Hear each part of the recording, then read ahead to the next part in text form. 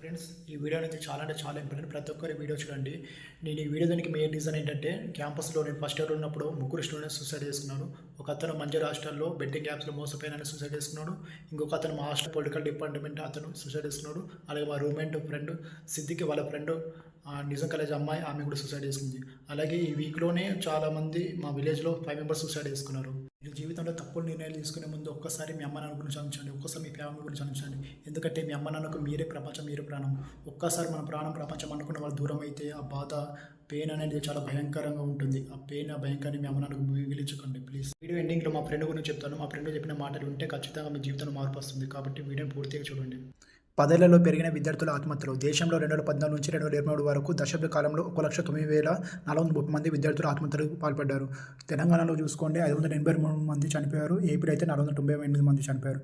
ఒక్కటి కాదు, ఇద్దరు కాదు, చాలామంది ప్రతి సంవత్సరం చాలామంది విద్యార్థులు సూసైడ్ చేసుకుంటున్నారు. మా ఫ్రెండ్ సోషల్ సర్వీస్ చేయడం కోసం తనకు వచ్చిన జాబ్ను కూడా వదులుకున్నాడు. అలాగే ఐఏఎస్ ప్రిపేర్ అవుతున్నాడు. అంతా బాగుండే మూమెంట్లో వాళ్ళ అమ్మగారు చనిపోయారు. చాలా అంటే చాలా భయంకరం పెయిన్ అనుభవించాడు. అలాగే తన ప్రపంచం అనుకున్న అమ్మాయి కూడా తనని విడిచిపెట్టి వెళ్ళిపోయింది. వాడు అలాంటి పరిస్థితుల్లో కూడా సొసైటీ గురించి ఆలోచించాడు. వాడు వాళ్ళ లక్ష్యం గురించి నాకు చెప్పాడు. చిన్న పిల్లలపైన అత్యాచారాలు జరుగుతున్నాయి. 6 సంవత్సరాలు 10 సంవత్సరాల అమ్మాయిలపైన అత్యాచారాలు జరుగుతున్నాయి. వాళ్ళ కోసం లక్ష్యం పెట్టుకున్నాను రా, నాకేమైనా అయితే వాళ్ళ పరిస్థితి ఏంటని కూడా చాలా ఏడిచాడు. నేను వెంటనే వాడి దగ్గరికి వెళ్ళి అగ్గేసుకొని చాలా ఏడ్చాను. అరే నీకేం కాదురా, నీ లక్ష్యం చాలా గొప్పది, నీ ఇలాంటి ఫ్రెండ్ ఉండడం నా అదృష్టం అనుకోవాలి.